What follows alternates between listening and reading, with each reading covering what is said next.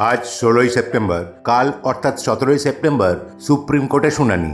সেখানে সিবিআই ও পশ্চিমবঙ্গ সরকার দুজনকেই জবাবদিহি করতে হবে। গত পরশু অর্থাৎ 14ই সেপ্টেম্বর এই দুপক্ষকেই অনেক অ্যাকশন নিতে দেখা গেছে। এখন যা বোঝা যাচ্ছে দুপক্ষই যথেষ্ট চাপে আছে। কী কারণে চাপে সেটা পরে আসছি। গত পরশু অর্থাৎ 14ই সেপ্টেম্বর মুখ্যমন্ত্রী হঠাৎ ডাক্তারদের ধর্নাস্থলে চলে আসেন। চলে এসে তিনি ডাক্তারদের সঙ্গে একটা মিটিং করার অনুরোধ করেন। এরপর ডাক্তাররা নিজেদের মধ্যে আলোচনা করে মিটিং করতে রাজি হয়। সেই হিসেবে মুখ্যমন্ত্রীকে জানায়।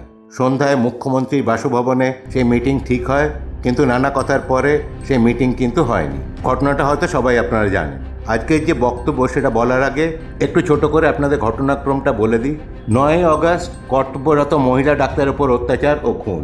10ই আগস্ট সিভিক ভলেন্টিয়ার সঞ্জয় রায়কে অ্যারেস্ট করে পুলিশ এবং তিনি তার দোষ স্বীকার করেছেন বলে জানা যায়। ডাক্তাররা কিন্তু একটু প্রমাদ গুনেছিলেন, তাদের প্রোটেস্ট শুরু হয়। 11ই August federation of resident doctors association জানালো যে তারা এই এজিটেশনকে সাপোর্ট করছে। 13ই আগস্ট কলকাতা হাইকোর্ট রাজ্য এবং রাজ্য পুলিশের কাজে অসন্তুষ্ট হয়ে কেসটা সিবিআইকে ট্রান্সফার করেন। 14ই আগস্ট অর্থাৎ এক মাসেরও বেশি আগে সিবিআই ইনভেস্টিগেশন শুরু করে। ওই দিনই দুষ্কৃতীরা আর্যিকর ভাঙচুর চালায়, যেটাকে অনেকেই প্রমাণরূপের চেষ্টা করা হয়েছে বলে জানিয়েছে। ইন্ডিয়ান মেডিকেল অ্যাসোসিয়েশন সারা দেশব্যাপী 17ই আগস্ট কর্মবিরতির ডাক দেয়। 18ই আগস্ট সুপ্রিম কোর্ট সুও মোটো কগনিজেন্স নিয়ে মামলা শুরু করে। সিবিআই এক মাসের বেশি সময় পর প্রাক্তন প্রিন্সিপাল সন্দীপ ঘোষ ও টালা থানার ওসিকে গ্রেপ্তার করে। এবার আসি আজকের আলোচনার ব্যাপারে। দুপক্ষই কেন চাপে আছে? সুপ্রিম কোর্ট বলেছে শান্তিপূর্ণভাবে করা কোনো প্রসেশন বা কোনো ধর্নার ওপরে রাজ্য যেন কোনো কঠিন অ্যাকশন না নেয়।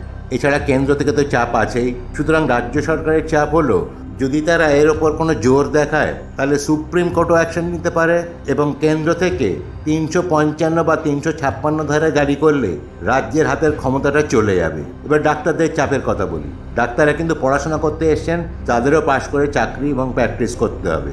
কিন্তু তাদের ভয় হলো তারা যদি এই আন্দোলন বন্ধ করে তাদের উপর ভবিষ্যতে চাপ আসতে পারে এবং তাদের উপরও নানা অত্যাচার ঘটতে পারে। এখন যেহেতু এক মাসের উপর সময় কেটে গেছে, সুতরাং ডাক্তারদের পড়াশোনার যথেষ্ট ক্ষতি হয়েছে। এমতো অবস্থায় আসল ক্ষমতা বা আসল সুতো রয়েছে সুপ্রিম কোর্ট, হাইকোর্ট এবং সিবিআই এর হাতে। এক্স প্রিন্সিপাল সন্দীপ ঘোষ এবং টালা থানার ওসি, যাদের ওপর অনেক দিন ধরে অনেকেই অনেক সন্দেহ প্রকাশ করেছেন, তাদের শেষ পর্যন্ত অ্যারেস্ট করেছে। যদিও এই জুনিয়র ডাক্তার এবং সিনিয়র ডাক্তারদের মধ্যে এই ঘটনাচক্রের পেছনে আরও অনেকে আছেন, অনেকের নাম অনেক মিডিয়াতে উঠে এসছে, তাদের ওপর এখনো পর্যন্ত কোনো অ্যাকশন নেওয়া হয়নি। সুতরাং সুপ্রিম কোর্ট, হাইকোর্টে সিবিআই কি করে তারপর সবার নজর থাকবে, সেটার উপরে নির্ভর করবে ভবিষ্যৎ।